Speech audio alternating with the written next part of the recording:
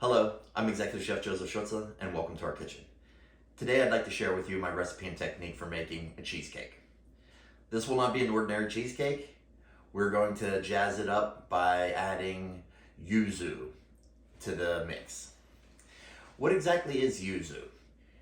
Yuzu is an Asian citrus fruit originating in China, and now it is widely used throughout Korea, Japan, and even in Spanish foods.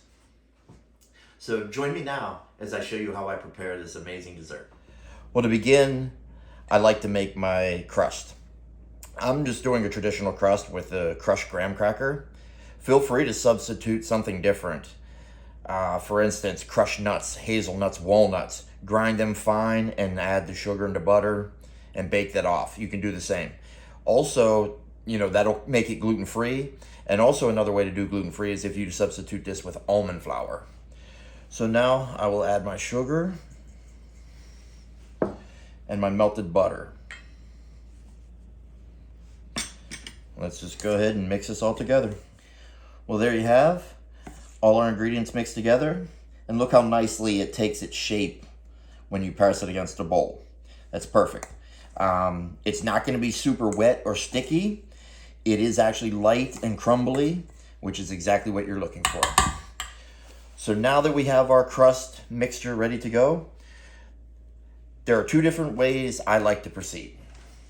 Now, there are a couple ways we can go.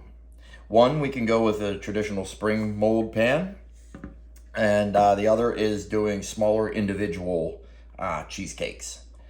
I like doing the smaller individuals for several reasons.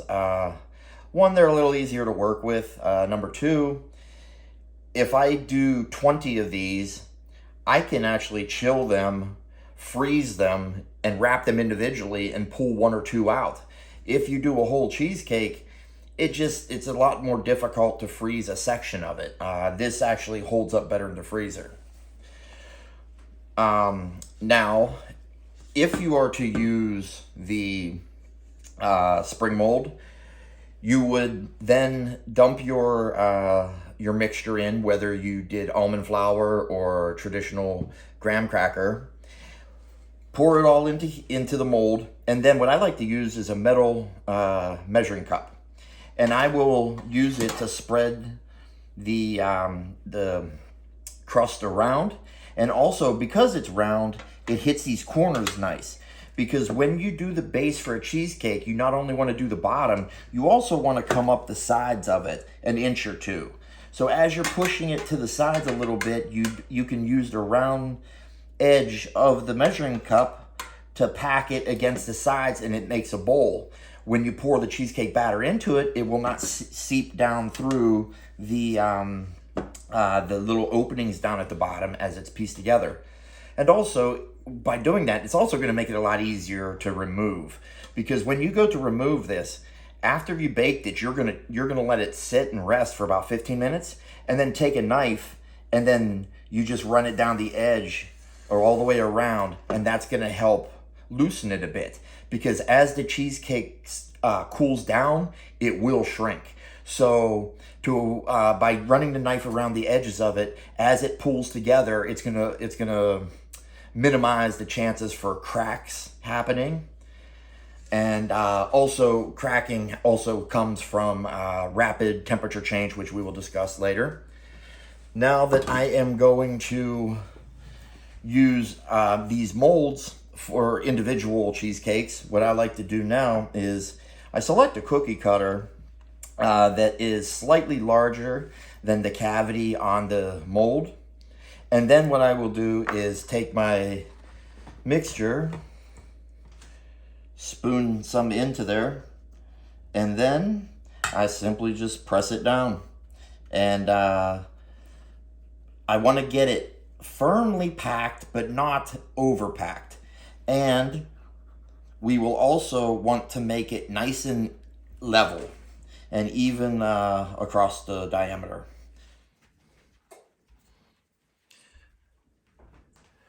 Well, there we are with our little bases already molded up.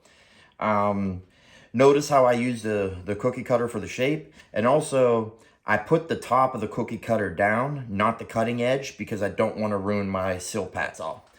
Now we will put this to an oven preheated at 325 degrees Fahrenheit for 10 to 12 minutes. Well, to begin, I have my mixing bowl set up with the room temperature cream cheese. I then will add my sugar.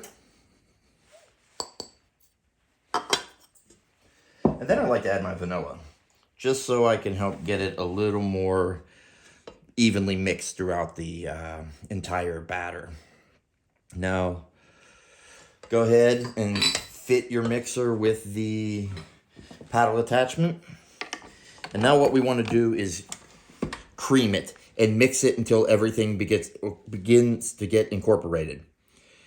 Start on a lower speed, and as things settle down, then you can go ahead and increase the speed.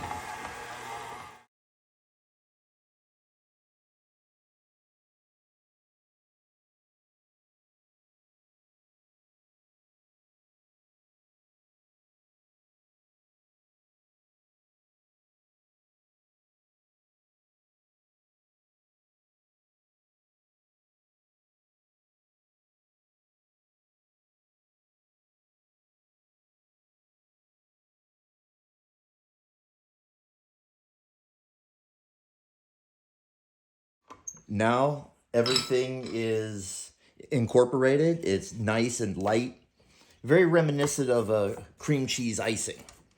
Go figure, it's cream cheese, right? So I guess hint or trick number one to a good cheesecake is not to over mix the ingredients. And you also don't want any lumps. Kind of a double-edged sword. Therefore, the important thing to do is have all of your ingredients room temperature. This literally creamed together in maybe 2.5 minutes. So now what I like to do is I will add my yuzu and my yuzu juice and my lemon zest. Go ahead and add sour cream, heavy cream,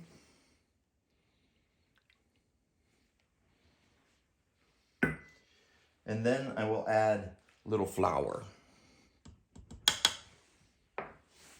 Go ahead and gently mix this together.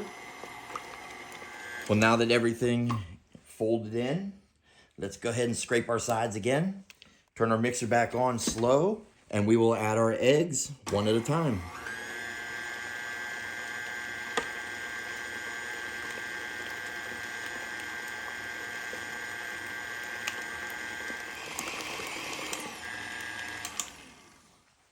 We will go ahead and taste it, and if our taste is on point, meaning we have enough of the yuzu flavor or whatever mixture or flavor profile you were looking for, let's let it sit, and we will wait for our graham cracker crust to get ready.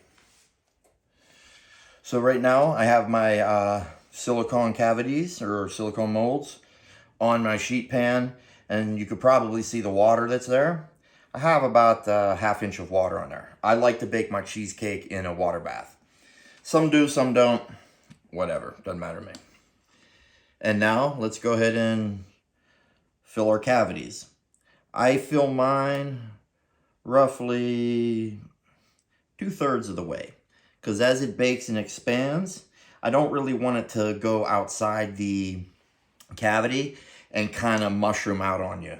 I would like it to hit the top of this and then peak there, and then as it settles, I find that it comes up a lot more level, because when this comes out of the mold onto the plate, it's actually inverted. The wide side is the top now, which will be the bottom during presentation.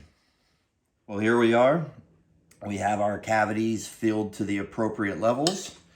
We will now put this into a preheated oven, 325 degrees Fahrenheit, for 55 to 65 minutes.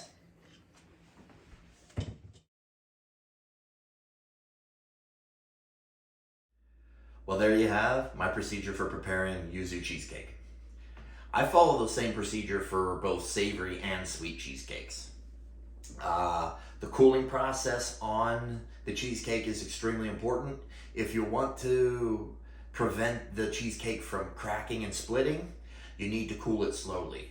So I highly recommend when after this 55, 65 minutes, when everything is done, turn the oven off and just open the door slightly and allow it to cool for about 30 minutes or so.